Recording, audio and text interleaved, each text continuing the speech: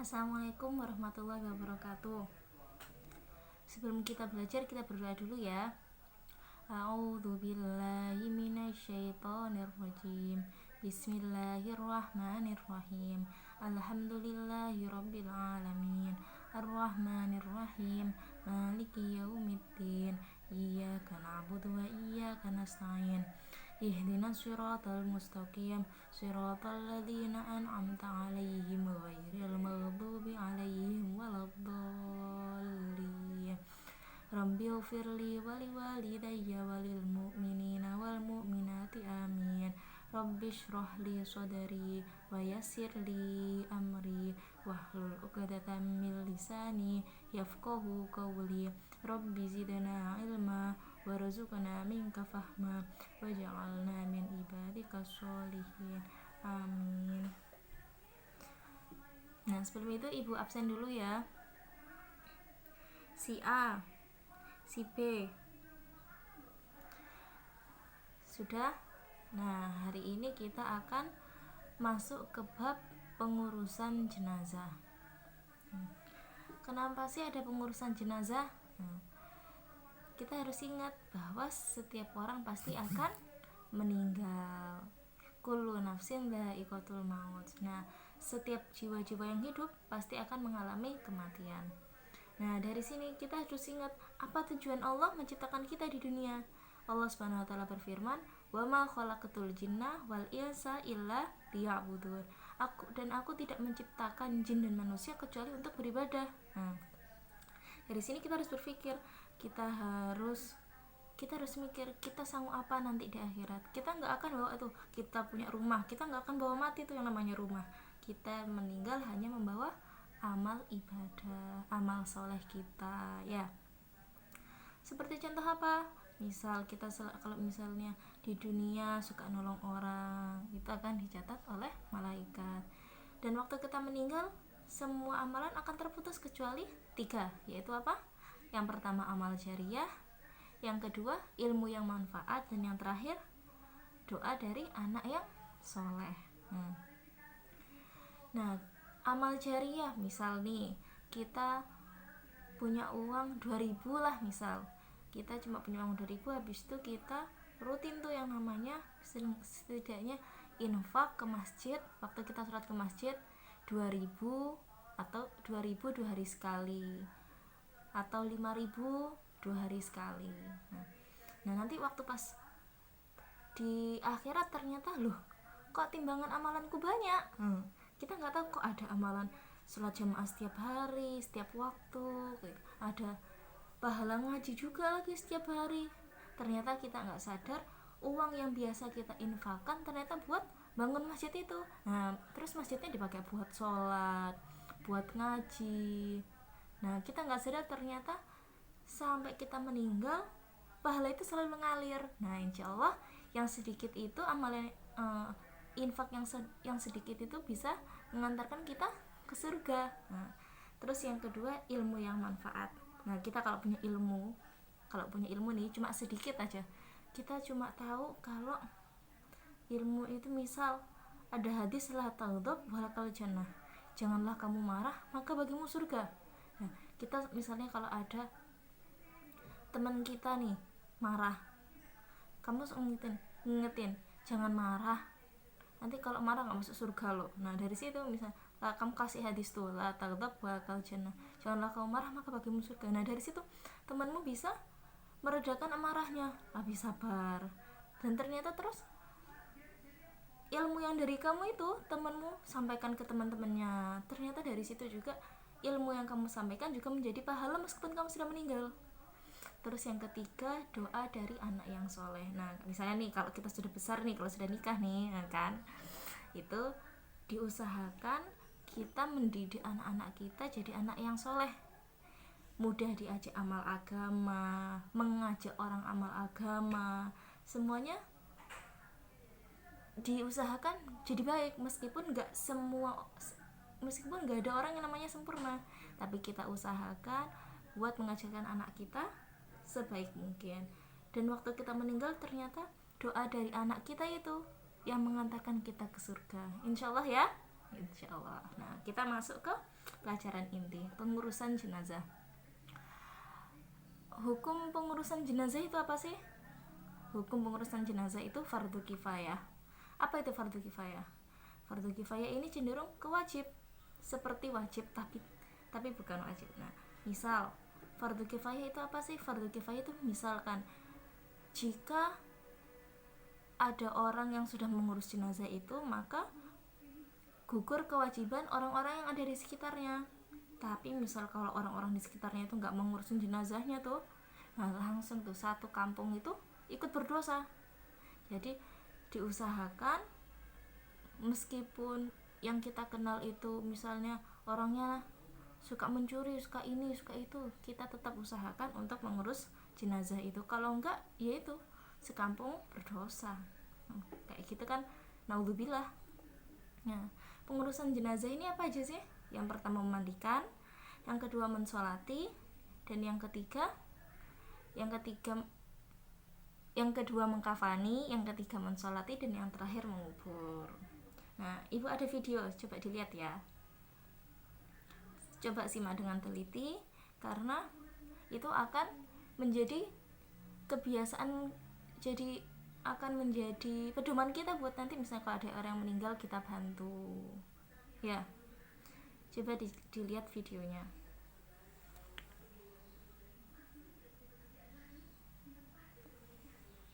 Nah, setelah lihat videonya, kita sekarang masuk ke takziah. Takziah itu secara bahasa dari izaul yang artinya sabar. Kalau secara istilah apa? Yaitu menyabarkan atau dan menghibur orang yang ditimpa musibah. Sunat takziah ini apa? Sunat takziah itu sunnah. Nah, kalau mau takziah itu juga ada adab-adabnya. Adab takziah itu macam enggak langsung nyolono aku turut berduka cita ya kayak gitu sambil teriak lagi. Kalau takziah itu juga ada adab-adabnya. Adab yang pertama itu apa? Adab yang pertama itu ikut mengatakan misal aku turut berduka cita ya, innalillahi wa inna ilaihi rajiun, dengan mengucapkan kalimat istirja.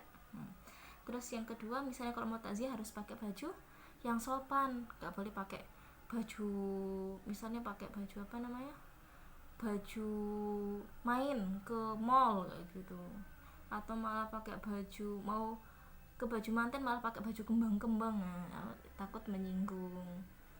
Terus yang ketiga, disunahkan membawa makanan untuk keluarga yang ditimpa musibah, karena pasti keluarga yang ditimpa musibah itu akan melayani banyak tamu, nggak akan kober yang namanya masak, kita bantu dengan membawakan makanan. Terus yang keempat, diperbolehkan juga, bahkan disunahkan juga, dianjurkan juga untuk ikut mensolati jenazah ataupun menguburkan jenazah. Kemudian selanjutnya, nah tidak boleh mencela atau mengatakan keburukan orang yang meninggal, nggak boleh kayak gitu. Justru itu aib yang harus ditutupi. Nggak boleh kita orang itu pernah tahu dia ngapain gitu. Nggak boleh kayak gitu, takut menyinggung keluarganya ya, insya Allah ya. Habis itu kita masuk ke ziarah. Ziarah ini artinya mengunjungi. Sunahnya hukumnya apa? Hukumnya bagi laki-laki nih, hukumnya bagi laki sunnah. Nah ziarah ini juga ada adabnya. Gak boleh ketawa-ketawa seenaknya sendiri, teriak-teriak di makam, gak sopan ya. Nah yang pertama, kalau masuk makam kita ucapkan salam dulu, seperti assalamualaikum ya ahlul kubur atau assalamualaikum ya ahlul diyar. Terus yang kedua, gak boleh dudukin makam, apalagi nginjek nggak, biasanya kita nggak sadar capek, ternyata aku tak duduk, ternyata kita dudukin makam orang, kita nggak sadar. Nggak boleh itu dudukin makam orang. Terus selanjutnya yang ketiga, nggak boleh tawaf, nggak mengelilingi makam. Nah ada nggak di sini yang ngelilingin makam, tawaf di ngelilingin makam? Nah kayak kurang kerjaan aja kan ya, nggak boleh itu kayak gitu. Terus selanjutnya yang keempat, nggak boleh minta doa ke mayat, mohon doa ke mayat, nggak boleh itu bisa dikatakan syirik. Nah, naudzubillah min dzalik, kita nggak sadar. Nah, misalnya kalau kita tahu ada teman kita gitu, kita ingatkan nggak boleh minta doa ke mayat, itu nggak boleh. Kita nggak apa-apa mendoakan mayat, tapi nggak boleh mohon doa ke mayat. Terus selanjutnya yang keberapa ini? Yang kelima. Nah, tujuan pertama nih, kita ziarah kubur untuk ingat yang namanya kematian. Kita juga dengan ziarah ini kita bakal ingat, kita bakal kepikiran, oh iya, aku tuh bakal kayak gini. Ini tuh rumahku akan datang, rumah masa depan. Nah, yang rumah masa depan ya kan. Kita ini semuanya camat, calon mayat ya.